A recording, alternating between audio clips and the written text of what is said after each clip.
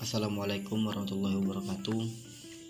Perkenalkan, nama saya Radesi Setiawan, mahasiswa Universitas Maritim Raja Ali Haji, jurusan Sosiologi dengan NIM 190569201096. Di sini saya akan membahas terkait gerakan mahasiswa 1998. Masa Orde Baru di bawah kepemimpinan Presiden Soeharto selama 32 tahun. Masa Orde Baru harus berakhir, salah satunya karena ketidakpercayaan masyarakat terhadap pemerintah Soeharto. Dalam buku Sistem Pemerintah Presidensial Indonesia dari Soekarno ke Jokowi. Dalam bidang ekonomi, masa Orde Baru tentunya terbilang maju, namun kekuasaan yang dijalankan sangat otoriter. Penyebab terjadi perubahan masyarakat masa Orde Baru karena masyarakat mulai merasa kesulitan mendapatkan kebutuhan pokok. Harga-harga kebutuhan pokok mulai dari beras, minyak goreng, minyak tanah, susu, telur, dan lain sebagainya menjadi tinggi. Selain itu, situasi politik Indonesia semakin tidak menentu dan tidak terkendali. Hal ini mengakibatkan masyarakat semakin kritis dan tidak percaya pada Orde Baru. Terdapat beberapa penyebab terjadinya perubahan masyarakat Indonesia pada masa Orde Baru hingga masa reformasi, yaitu 1.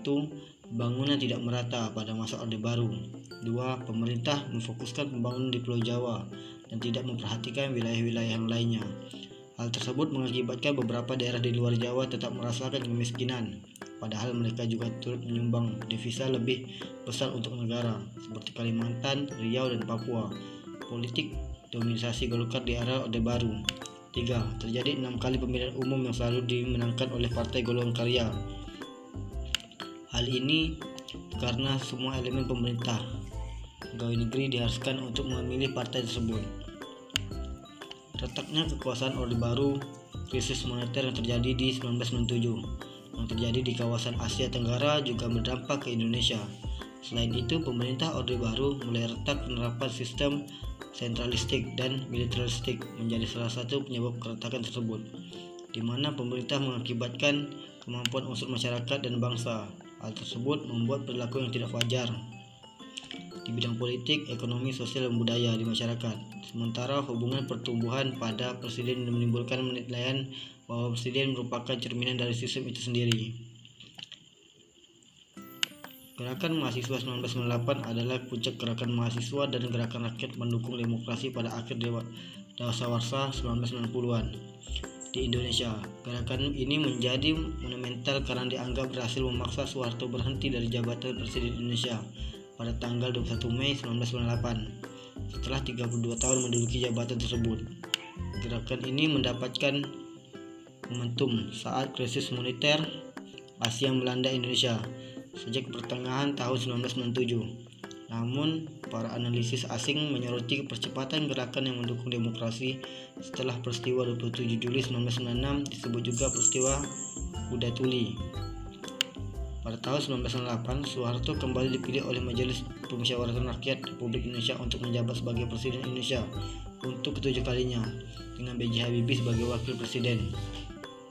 Namun sejumlah pihak termasuk mahasiswa menuntut adanya reformasi dalam sistem pemerintahan Indonesia.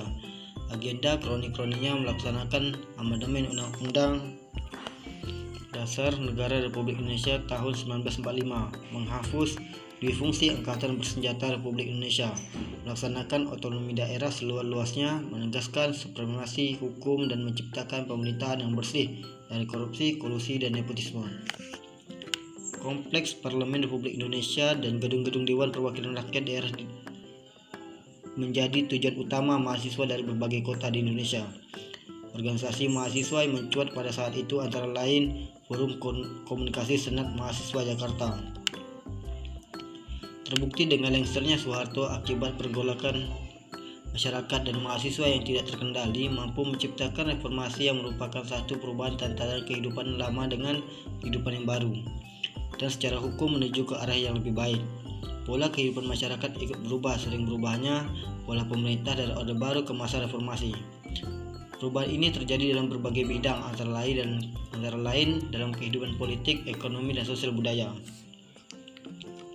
Setelah Orde Baru dan peristiwa 1998, Indonesia mengawali bab baru di era reformasi.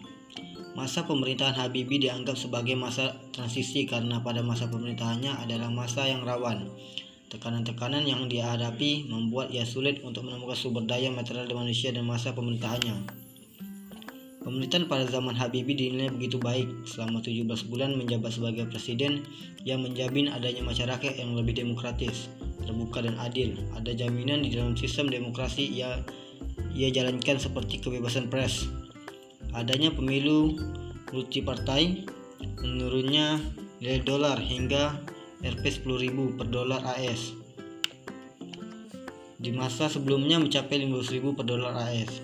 Habibie ketika menjabat menjadi presiden memberi ruang seluas-luasnya bagi HAM dan demokrasi berkaitan dengan hak asasi manusia, dan ada 3 kebijakan yang berkaitan dengan HAM, yakni kebebasan pers, kebebasan berpendapat di muka umum, dan membebaskan tahanan politik.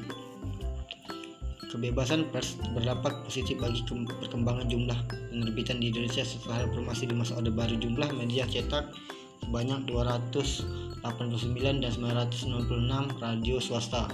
Setelah reformasi, jumlah media cetak menjadi 1.398 dan penyiaran swasta berjumlah 74 stasiun. Untuk lebih kokohnya kebebasan pers ini ditopang dengan hadirnya Undang-Undang Nomor 40 Tahun 1999 tentang pers. Untuk kebebasan berpendapat, Presiden B.J. Habibie mengeluarkan Undang-Undang Nomor 9 Tahun 1999. Undang-undang ini mengatur dan menjamin kebebasan berpendapat dan mendorong lahirnya berbagai kekuatan sosial politik di masyarakat dan pendirian bagi asosiasi profesi. Untuk menyelesaikan berbagai masalah HAM di Indonesia, terutama di Aceh, Habibie membentuk Komisi Independen Penguasa Tindak Kekerasan. Kemudian Habibie menggantikan Undang-Undang Subversif dengan Undang-Undang Nomor 26 Tahun 1999 tentang HAM. Untuk masalah perlindungan perempuan, B.J. Habibie membentuk Komisi Nasional Perlindungan Perempuan pada bulan Oktober 1998. Di bidang reformasi hukum, B.J. Habibie melahirkan undang-undang sebanyak 68 dalam waktu 16 bulan. Ini sebuah prestasi sendiri bagi Presiden B.J. Habibie yang berhasil membawa Indonesia keluar dari krisis ekonomi. Mungkin sekian pembahasan dari saya.